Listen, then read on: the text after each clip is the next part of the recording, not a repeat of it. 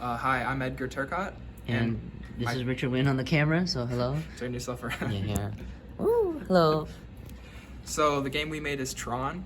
Tron's a pretty oddly special game because it was actually based on Snake. The goal of Snake is to collect apples until you get to a large size and try not to run into yourself. The goal of Tron is essentially what if we made that multiplayer. So the way it works is you have a fixed length of your trails, but you're trying to maneuver in a way to cause the other player to run into your trail and therefore killing them. So Tron's pretty special in that in the original arcade game there were 4 mini games. It's just that Light Cycle ended up being the most popular. Although there was a secondary one which ended up being Tanks, which I know a couple other people did a project on. Those are the 2 games that came out of Tron, but we decided to do the Light Cycle because that's our personal favorite. Light Cycle minigame is actually pretty special in that it was one of the few movies that not only to spawn a movie, but it spawned 2 kind of successful movies.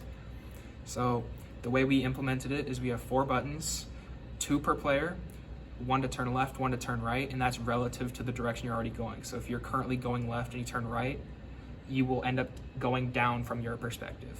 But because it's the direction of where the bike's going. So like it'll go like left is up, left will be down if you're going left or something like that.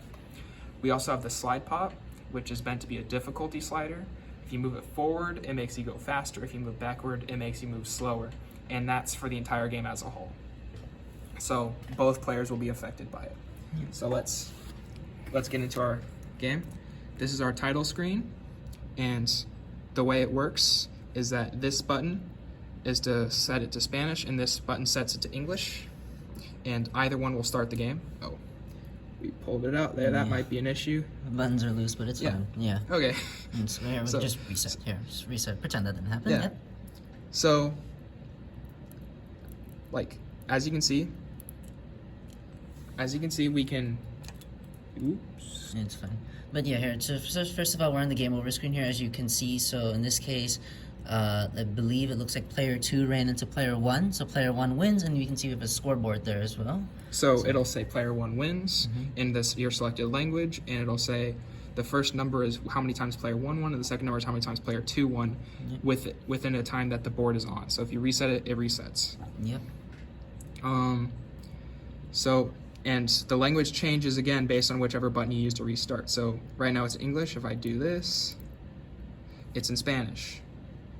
And I believe that's everything our game has to offer. Yeah, pretty much it. I guess we just let's show the slide pod. Oh yeah, we should show the slide pod. So we set it all the way down here. They move pretty slow. Yep. If I move it up, And they speed up. Yep. And as for the implementation of borders, it's pretty up in the air as to whether or not borders kill you in Tron, but I personally think it's fun to go off screen, and you can somehow come back if you know where you're going well enough. And if anything, chaos just helps the game. Yeah, true. Yeah.